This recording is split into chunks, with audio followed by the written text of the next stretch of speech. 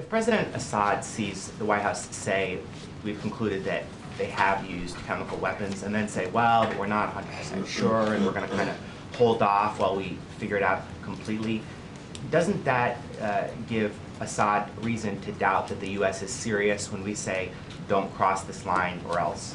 No. Because what the White House has said is that it has been assessed by our intelligence community with varying degrees of confidence that the Syrian regime has used chemical weapons on a small scale in Syria, specifically the chemical agent sarin. And this assessment is based in part on physiological samples. Now, we are working to establish credible and corroborated facts to build on this intelligence assessment in order to establish a definitive judgment as to whether or not the President's red line has been crossed, and to inform our decision-making about next steps.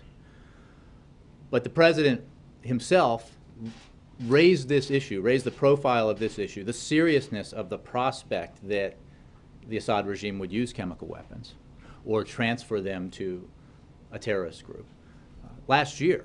And the President has made clear from the beginning that this issue is gravely serious. Now that we have a growing body of evidence that suggests that we can say with varying degrees of confidence that he has in a limited way, or that the regime has in a limited way, likely used weapons, we need to build on that.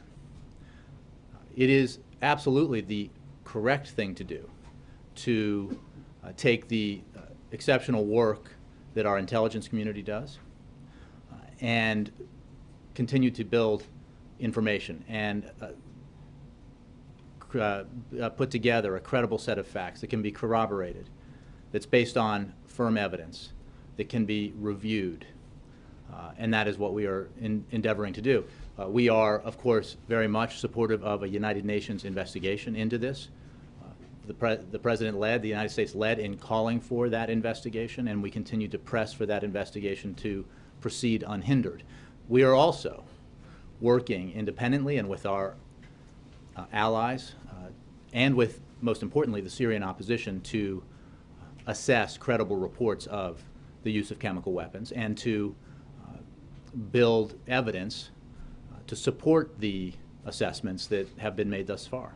And considering the seriousness of the implications, how much urgency do you feel to get to a definitive conclusion? If this investigation that you were just speaking about, for instance, were to run on for a number of months, is that something that President Obama would be comfortable with? The President wants the facts. And I'm not going to set a timeline, because the facts need to be what drives this investigation, not a deadline.